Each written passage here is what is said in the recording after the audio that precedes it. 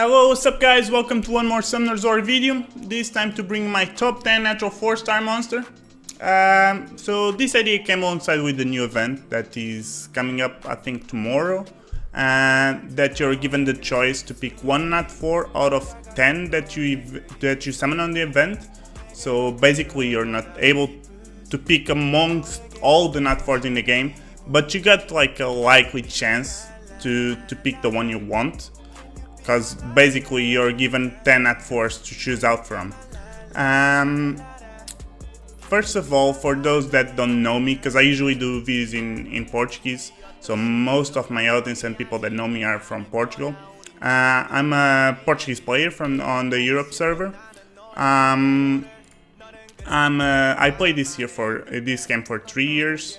Just gonna give you a quick show on my profile so you know who I am. So I played this game for roughly 3 years now, like 3 years and a few days.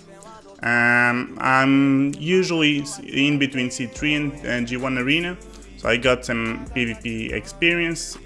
Guild-wise I usually play G2, G3, so I got some PvP experience as well. So just a quick disclaimer before we go with the top 10. This will be one of my few videos in English, because it's a lot harder for me. My main language is not English. Even though I'm a bit used to it, I struggle a bit. It's a lot harder. But just for this video and this video only, I made the effort to try to reach a broader audience, as I couldn't really find that many updated top 10 NAT 4s on YouTube, and I thought that if I was a newer player and I saw this event, that would be one of the things that I would search for. And with that in mind, I want to do this video in order to try to help the most people that I can. So with no more delays, let's go ahead with it. So on top 10 we got our lovely blood-sucking friend, so Fiduh. So first of all, reason why Fiduh is not higher in this list is because it was obtainable not too long ago, and through that basically Fiduh event. So, but I still think that he's strong enough and is important enough to mention him. So I put him on the last place of this list. So it might be that some people didn't acquire him or didn't play on the event or couldn't do the event for some reason. So I got him at top 10. So Fiduh is mostly a PvE monster. His main function is Dragon's B10. He's very good at what he does, but he's not really useful in that many more scenarios. Maybe in some of the on the Rift Beasts, on the Wind one, I use him there. Other than that, I don't see that many more uses. He can be used in PvP in lower ranked PvP scenarios. Or than that is mostly a Dragon B10 champion. So basic attack is basically a 2 hits. He recovers some HP, is not that important, not really that relevant. Second skill, he basically is a single target nuke with a fairly decent multiplier. One thing that is important to mention: when you got Fiduh, don't skill this skill up to max, because he will go down to 2-turn cooldown and you won't take full advantage of his passive, which basically every time he creates, all your team and him included get 20% attack bar. So with this attack you'll get 40% attack bar because he attacks twice. If he does this, he only gets once, so only 20%. On top of that, he has this really nice leader skill, which gives you 28% speed in dungeons, which is very important for drakes. Way to rune Fiduh. There is 2 ways that you can rune him. Very early game you can rune him on Swift and make him the first one to move if all your team is pretty slow. So when he moves, he brings the attack bar of all your team up and ensures that they move before the waves and the dragon. Always try to get him up to the 100% crit rate, that's the most important. In early game, make him tanky enough so he survives, and focus on that higher speed and and 100% crit rate. In later stage of the game, you'll want to build in Vampire with the most damage that you can, keeping that 100% crit rate, obviously. You'll try to make him violent and be the last one to move on the team. So on the late game scenario, you want him to move after everyone, because you got decent speed on everyone, so they can do their job. And after everyone goes, Red Hell will go next and boost their attack bar up, and allow them to move a second time before the waves and the dragon move. So that's very helpful for you guys. Let's go to the next one. So at top 9 we got, how do you pronounce it? Xiaolin? Water Kung Fu girl. She's really nice. She's almost essential for a good R5 team, the Rift Raid teams. She's very good. I would say that there is not that many builds for her. Most of the times you want to build a Vampire, wherever. The better build would be like Vampire Revenge, maybe. I think mine is on Vampire Energy, because that was the runes that I had left with good substats. So why is Xiaolin so good at R5? First skill is a 1-turn Death Break. It's only 1 turn, but it's pretty decent and has a chance to proc on the second skill. And the second skill is extremely valuable, because first, he applies slow debuff on the boss, which is very important, and decreases the attack bar by 50%, which is huge. Alongside with Wa or other attack bar reducers, you can basically not lock the boss, but you can almost lock the boss in order to not get attacked nearly as often other than you would if you didn't have this kind of strategy. And the third skill is basically a huge nuke. He deals a lot of damage. It's ridiculous amount of damage that this skill sometimes does.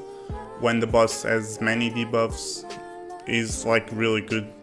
I've seen Xiaolin to deal more than 120k total to the boss. That's a lot of damage.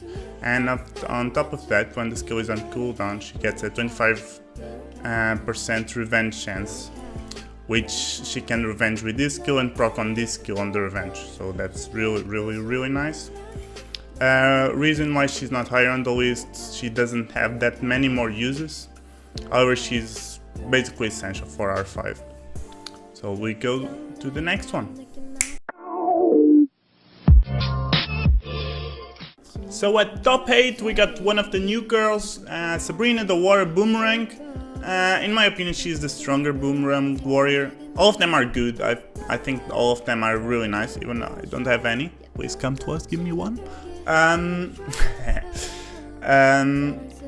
And paired up with the Chakram Dancers, they get so strong. They get sometimes strong to a point that is almost ridiculous.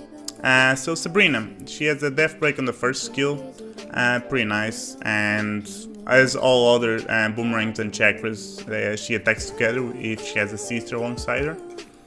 Second skill is attack and defense break. It's only 1 turn, but it's pretty decent. You give the 2 debuffs. It's a 3 hit skill, which is very useful in some places of the game, especially Necro. And this passive is really nice. Basically, it makes that you receive less 35% damage if who attacks you has any beneficial buffs.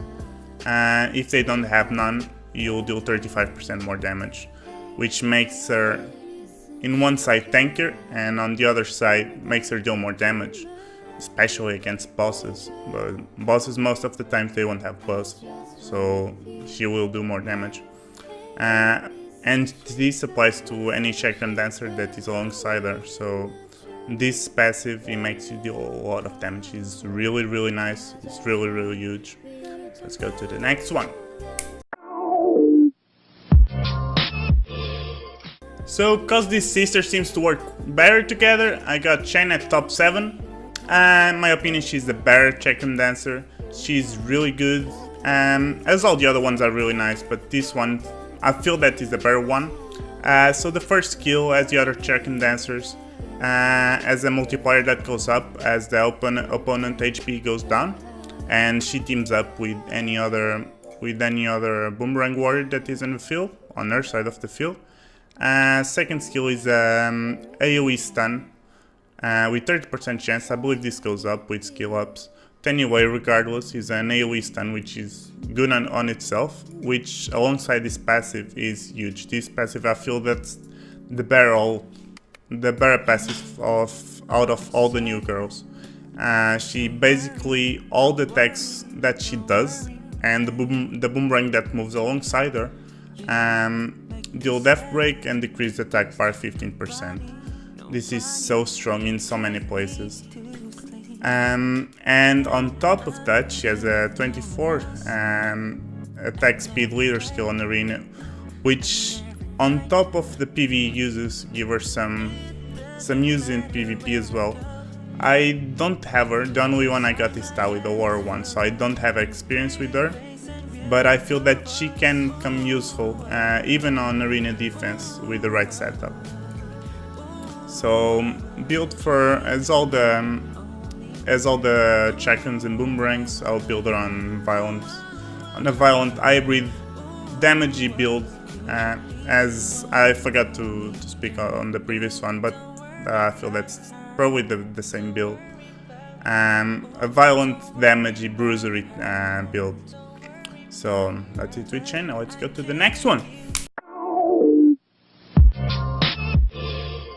So at top 6 we got our old mistress friend Wa, the Fire Rakshasa. So we know Wa for a very long time. For a very long time she has been one of the better NAT 4 units in the game. She has many uses. Some people use her on dragons, some people use her on even giants. I've seen Wa being used. Nowadays I feel that the best use for Wa is definitely on R5. She's alongside with Xiaolin that I spoke earlier. She's one of the most essential units for a good speed R5 team. So reason why Wa is so good is basically this passive. I'll go along with the other skills, but this passive, that's what makes Wa great. Every time she attacks, she has a 25%. She decreases the attack power of the opponent by 25% and has a 20% chance to deal a double hit. She doesn't have a 20% chance to move again, but she has a 20% chance to do a double hit. So imagine that you attack with the swing, and you got 20% chance instead of hitting once, the hit strikes twice. It's like it's a 2-hit attack. So on top of this passive, Wa has a very reliable slow on her first skill, which makes her great, and this also scales on speed. And this skill is basically similar to the first one, but instead of slow debuff applies damage over time, over 3 turns, also scales on attack speed. Basically for R5 this is just a glorified first skill with a higher multiplier, but it still deals a significant amount of damage compared to the first one.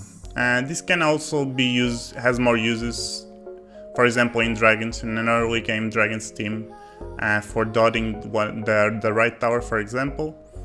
I also use Wa in PvP in guild setting. I use her with Gemini and Rakuni. I prefer to have Wa build with a lot of speed. I know some people don't agree with it, but I rather have my Wa with the most speed that I can and the highest crit rate that I can to make her more reliable. So build for her, if you're planning to use her just in R5, I suggest Swift Revenge. Even though Revenge is kind of useless for a passive, it basically gives you some more damage on the boss. That's the reason why I advise to use Revenge, because it doesn't apply the passive, because if the unit just moved. When you revenge the unit just moved, the attack bar will be at 0, so it's kind of redundant and the passive. But regardless, is more damage. I feel is very, very useful. And on top of that, you got the chance to apply slow and revenge, so that's something. That's it with Wa. Let's go to the next one. So at top 5 we got our little friend, our best buddy Cayman. Everyone says that dogs are the best friends of man. And you can verify that in Guild Wars. Everyone has this guy on defense. You see this guy like 11 out of 10 times. He's always there, he's really good. Even though he's not used in many more places, he's just a beast in Guild War. Honestly, at G2, G3 level, there is not one guy that doesn't use him. If there is someone that doesn't use him, that's because they are unlucky enough not have him. He's so good, so great. First of all, we can start by his passive. His 24 speed lead in guild, which is really good, is really nice. The first skill is a heal block, which sometimes, believe me, this heal block is a cuck sometimes. And he also scales out of attack speed. Usually Caymans, they are built with a lot of speed and a lot of HP. It doesn't need a lot more to do its job. I think some crit rate on him is also valuable, because it tends to deal a good amount of damage, especially with the second skill, but we'll get there. But he's mainly built on speed and HP.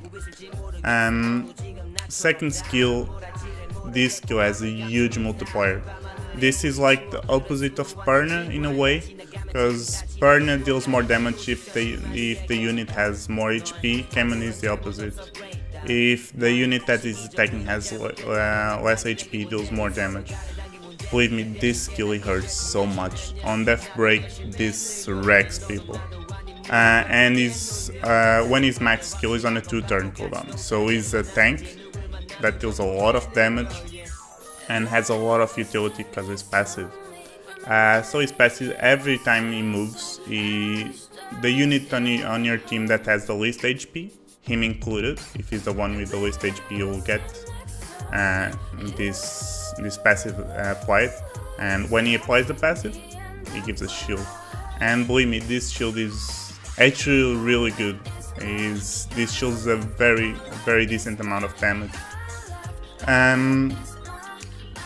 With all this together, he's basically a bruiser that has a lot of utility, has a lot of damage, and because the shield applies on the unit has the least HP, you basically, when you're attacking Cayman, if you're trying to focus to take down someone, that someone will get constantly shielded and shielded, and it will be really difficult to take him down.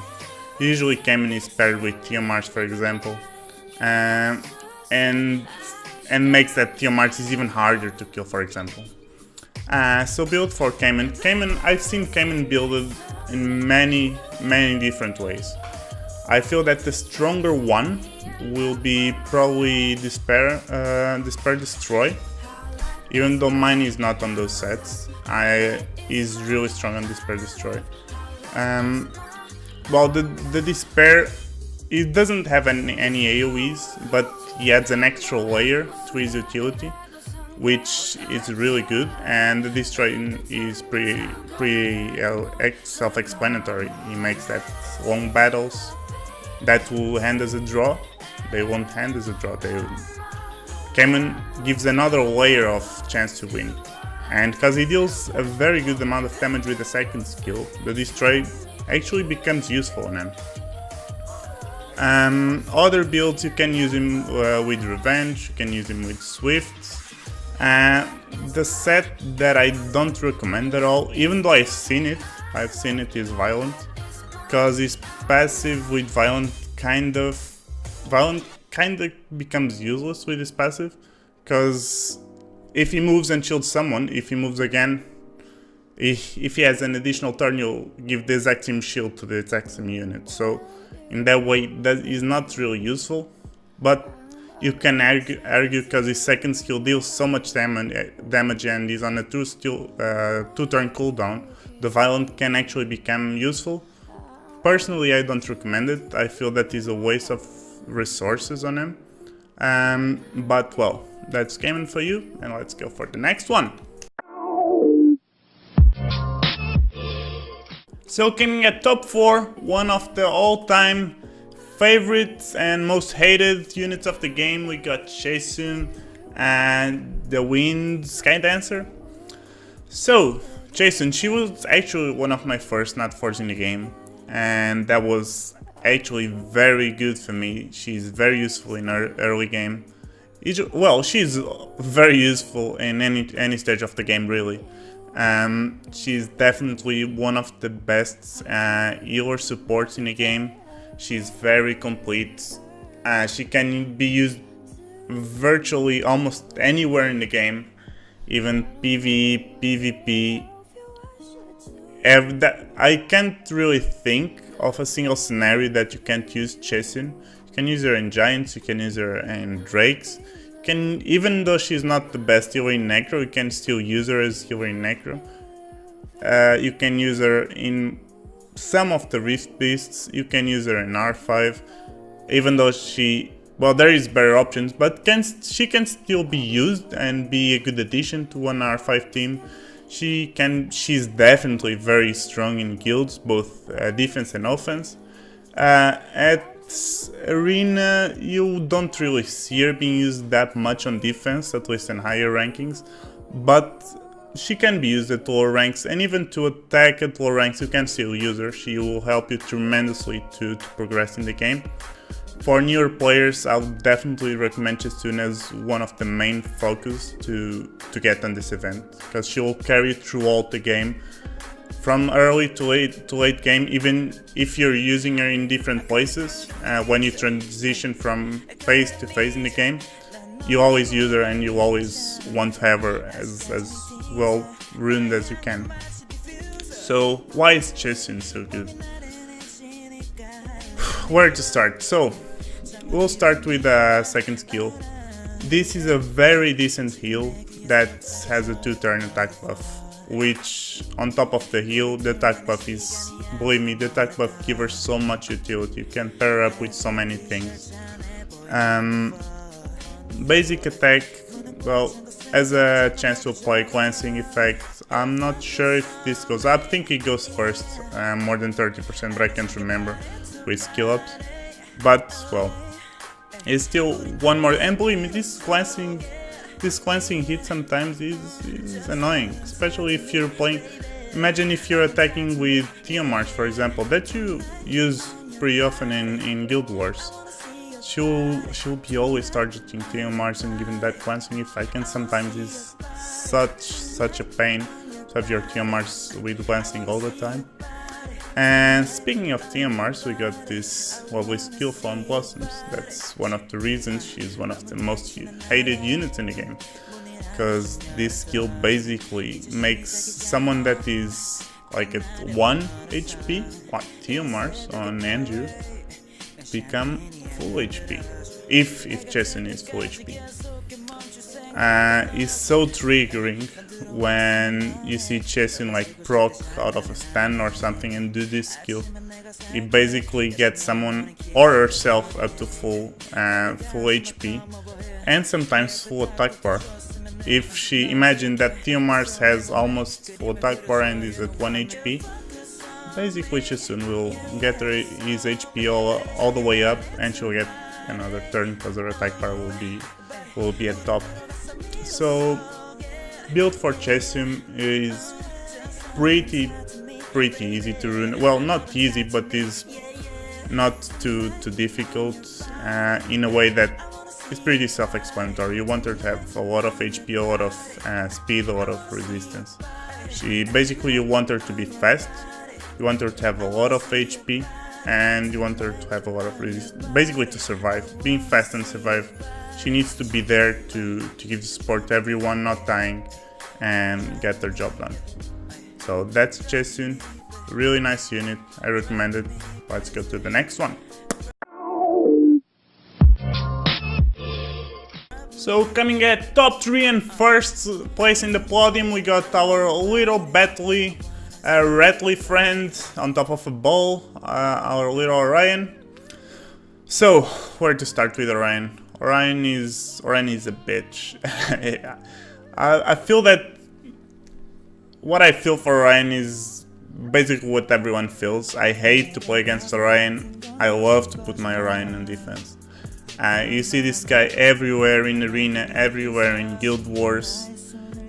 He's so good, he's so useful. He's very rare the guy that doesn't use him in Guild War defense or offense or Arena defense. Why is Orion so good? Because he's so unpredictable because of this third skill. So what this third skill does, it does 3 things. Actually 4. He sweeps a buff from 1 unit, which is random. You don't know when you're attacking who's gonna strip. He applies 1 death break. You don't know what's the unit that's gonna get death broken. And he applies heal block, which is pretty annoying. And the heal block is for 3 turns, so he basically... this skill goes down, I think, to a 4 skill cooldown skill. So it's basically, you have someone that won't be able to be healed like all the time basically. And reason for that, oh, and he's an attack bar booster. He boosts the attack bar of your team by 30%, which on itself is already a very good skill, very useful. And on top of that, he has this run skill, which is basically a glorified violent proc. I think it's only on RTA, this can't proc more than twice, but in Guild Wars and Arena it can still proc basically infinitely. I've seen Orion Armless prank on the first turn, second turn he run, and Armless prank again, and that's so many debuffs that is totally unpredictable. You never know what you can expect from Orion. That's why he's such a nightmare to attack. This second skill, to be very honest, if he wasn't here, I would be very happy. I don't really use him. I guess that, well, AoE death break 1 turn, it can become useful sometimes, but this third skill is so much more valuable that I would rather him, most of the times I would rather him to use run and have a chance to proc into another turn and have Armos prank sooner than actually use this second skill. Build for Orion, you want Orion fast, swift will. There is not many more ways to build him. Well, you can build him in Violent. He's actually, in Violent it can be useful with a very fast Violent set. That would be more for Guild War setting. For Arena, I feel that Swift is the way to go. Will, cause to prevent being countered by Leos. Stats that you want on him as well. You want him to have some survivability, but main focus would be definitely speed and also accuracy, because you need the debuffs to be applied in order for him to be useful. So with that said, that's all with Orion. Let's go to the next one. So at top 2 in this list we got none other than the king of the pirates, Goldie Roger. Oh no, I got confused. Wrong pirate. We got Galen, the water pirate. So Galen, since his release, has been one of the monsters to go in both PvE and PvP in the game. He's almost, I would say that you can't really swap him by anything for speedruns in Giants and Dragons. Now with the new boomerangs and chakrams, you can sort of go around with it, but is still one of the better units for Giants and Dragons P10 speedruns. In PvP he's very strong, both in Guild. Actually he has the speed leader skill for Guild Wars. 24% is as Cayman. and that I mentioned previously, this leader skill is very good. He has a one turn death break on the first skill. I believe this goes up to 100% maxed. So even if his one turn skill is still useful. If he's correctly tuned, you can still take use out of it. This second skill has a very good multiplier. Even if you don't build Galleon on damage, he still deals a pretty decent amount of damage with this second skill. However, what makes Galleon the king of the pirates and makes him so strong is this time to loot. Basically, he has the best of two worlds. He death breaks the entire opposite team, and he gives all of your team attack buff. So this basically multiplies your cleave damage in such a way that you don't really have any other option that does the job better than him. How do you use Galleon? I believe there is two main builds for Galleon. For PvE, for either dragons and drakes, I would build him violent on a damage set, because you want speed runs, so why not build him on damage? Still focusing on accuracy, because he's very you rely on his death breaks, so you need him to have as much accuracy as you can. For a PvP scenario, I would recommend to have him double shield will, because that's one of the better builds for cleave, because he adds an extra layer of survivability to your team, and the will is pretty self-explanatory. Most of the PvP units, you want them to be on will. And also for the shield sets, he has a really nice HP base stat. I believe he goes up to 111k. It actually goes higher than 11k when he's at 6-star max level. So that's Galleon for you. Definitely one of the best units in the game. I would say that he's more mid to late game monster, not such an early game powerhouse, but he's still pretty useful at early game. So Galleon is at number 2. Let's see who's at number 1.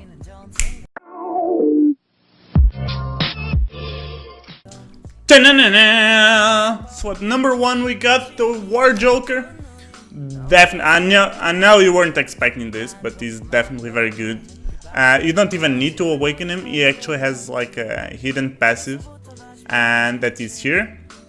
You can see here on the screen now. I made some magic for it to happen. So basically, what the Water Joker does, I don't even recall his name. You don't need it.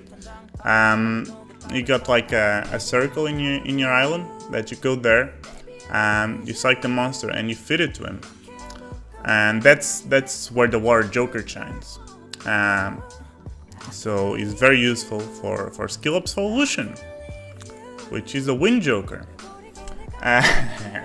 Now, jokes aside, I guess most of you already seen this as Lucian as the first monster on this list. Is no doubt the strongest powerhouse in the game.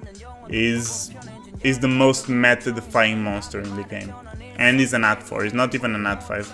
I would say that there are some NAT 5s that kind of get to his level, but because he's a NAT 4, it kind of gives him an advantage, because he's a lot more easy to get.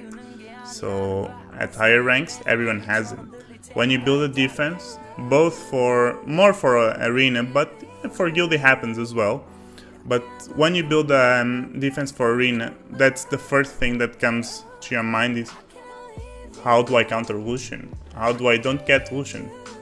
That's why Lucian is so good. He's definitely the #1 damage dealer in PvP, because this amputation magic, this ignore defense is so strong. You don't need Galleon to make Lucian work. That's the beauty of it. You just need an attack buff. You can use Megan, which is also very free to play friendly. It's an NAT 3. You can use Bastard. Bastard would be the better scenario, but you can use just Megan or Bastard to buff him up. You just need attack buff and attack bar buff. So it deals huge ton of damage with very little setup. That's why Lucian is so good. First skill, well, he has a good multiplier. He applies heal block, which is useful sometimes against arenas. And the surprise box, well, it gets overshadowed by amputation magic, but this still very useful, because you can stand, you can glance, you can slow. This is very unpredictable and it deals some damage. Damage-wise not great, but the debuffs come nice sometimes. For PvE, Lucian is also very good, especially in Giants and Necro. I believe that's where he shines, and that's where his leader skill shines. He's one of the very few monsters in the game with attack power leader skill in dungeons. Better than him is just Perna. I can't remember if there is any light and dark with a similar leader skill, but well, light and darks are a lot harder to get anyway. So Lucian, you already ruined Lucian for PvP, and the beauty of it is that you don't need to change anything for him to the Giant and Necro. Well, Necro you kinda need, because Lucian gets kinda suicidal sometimes if he deals too much damage, because the golems reflect damage. Lucian sometimes kills himself, which is kinda funny. So for Necro, I would say that if you got a bit more HP on Lucian, it would be probably better. Some people actually build Some people actually build Vampire Lucians for Necro to make it more reliable, but anyway. Still, great monster, very good at PvE, can still be used in Guild Wars. Guild Siege is such a powerhouse as well. Arena, well, is Lucian, is meta defying, and that's it, that's Lucian. In my opinion, best NAT 4 in the game, hands down, even though some of the other ones in this list, they are very good as well. I believe Lucian is by far a top one. So guys, this was my top 10, I hope you enjoy it. Obviously, this list is very subjective, and this was my opinion, what I learned with my experience and all that. I totally understand that some people have different opinions, so leave your opinions down below in the comments. I'll love to see them. I also want to apologize. Obviously, I'm kind of new to the YouTubes, even in speaking in Portuguese, and adding this extra layer of difficulty, which was to make this video in English. I know you can tell that it wasn't perfect at all, but well, I've done my best, and I truly hope you enjoy it and at least learned a little bit with it.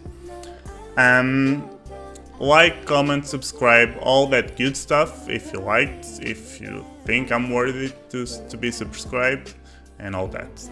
I'll see you all next time. Have a good one. See ya. 머리를 빗는 이 빗소리 밖에 비가 오나 봐 들리는 빗방울들이 땅에 떨어지는 소리 전해지는 전생고 대체 뭐야 너는 비법이 아침에